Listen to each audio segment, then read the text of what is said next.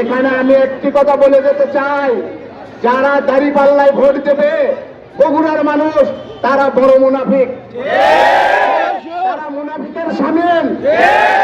কারণ দাঁড়িপাল্লাকে কোনো ভোট দেওয়া যাবে না, তারা এই দেশের স্বাধীনতা বিরোধী। কখনো ভোট দিয়ে এই দেশের দায়িত্ব এই দেশের মাতব্বর বানানো যাবে না। আপনারা যদি ভুল এই দেশের মানুষ আমরা করি, আমরা আবার পরাধীনতায় ভুগবো, আবার আমরা পরাধীন হয়ে যাব। সেই জন্য আপনাদের কাছে আমার উদাত্ত আহ্বান থাকবে যে এই মার্কাকে বয়কট করতে হবে এবং এই মার্কাকে উপযুক্ত শিক্ষা দিতে হবে। তারা যে ইসলামের অপব্যাখ্যা করে, এই অপব্যাখ্যা প্রমাণ করে দিতে হবে এই গোপন ব্যালটের মাধ্যমে, আপনাদের ভোট প্রয়োগের মাধ্যমে। আপনারা বিপুল ভোটে আগামী 12 তারিখে নির্বাচিত করবেন এবং আমাদের প্রিয় নেতা তারেক রহমানকে বাংলাদেশের সর্বোচ্চ ভোট দিয়ে আপনারা প্রমাণ করে দিবেন এবং এই বাংলাদেশে একটি রেকর্ড স্থাপন করবেন যে তারেক রহমান বগুড়ার এই আসন থেকে সর্বোচ্চ ভোট পেয়ে বাংলাদেশে একটি রেকর্ড পরিমাণ ভোট পেয়ে রেকর্ড করেছে। মা বোনদের কাছে সকাল সকাল ভোটে যাবেন, আপনারা সকালে ভোট গিয়ে লাইনে দাঁড়াবেন, সুন্দরভাবে ভোট দিয়ে ধানের শীষকে বিজয় করবেন। এরপরে আর একটি দায়িত্ব আপনাদেরকে নিতে হবে, তারপরে আসবে স্থানীয় সরকার নির্বাচন। স্থানীয় সরকার নির্বাচনে আমার এই ভাই মাসুদ আপনাদের ওয়ার্ডের জন্য যে পরিমাণ শ্রম পরিশ্রম কাজ করে, এই মাসুদকে আপনারা বিপুলভাবে নির্বাচন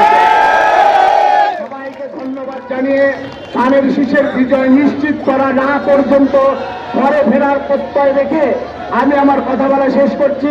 খোদা হাফেজ। আজকে তারা নারী অধিকারের কথা বলছে, তারা নারীকে নিয়ে অনেক বড় বড় কথা বলে। আজকে তারা বলছে যে নারীদের পুরুষদের সমান অধিকার, কিন্তু সংসদে তারা কোনো নারী আসন রাখে নাই, কোনো নারীকে নেতৃত্বের জায়গাতে রাখে নাই। তারা শুধু এই ফতোয়া দিয়ে বেড়াচ্ছে আর আপনাদের আমাদেরকে বোকা বানাচ্ছে। আজকে তাদেরকে আমাদেরকে চিনতে হবে। তারা আপনাদের বাড়িতে যাবে, সুন্দর সুন্দর ইসলামের অপব্যাখ্যা করবে, এই অপব্যাখ্যা করে তাদের ভোটটা নেওয়ার চেষ্টা করবে।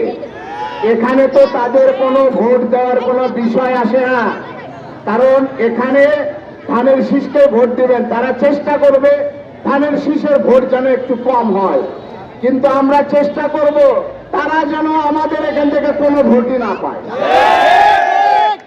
আমাদের এখান থেকে কোনো ভোট তাদেরকে দেওয়া যাবে না।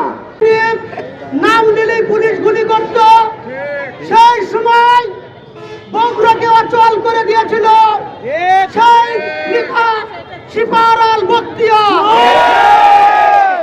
সে আমার বড় ভাই, আমাকে রাজনৈতিক ভাবে সে পরিচয় দিয়েছে, সর্বসময় সহযোগিতা করেছে, আমার পরিবারের খবর রেখেছে। বছরের পর বছর কারাগারে ছিলাম, সে আমার বড় ভাই শিপার আল বখতিয়া। বগুড়া জেলা যুবদলের সংগ্রামী সাবেক সাংগঠনিক সম্পাদক ফারুকুল ইসলাম ফারুক। আমি আপনাদেরকে বেশি কিছু বলবো না, এখন মিছিল হবে, আমার বড় ভাই বলবে। আমরা কিন্তু বহিষ্কৃত নেতা, কেন আজকে এখানে আপনারা বলেন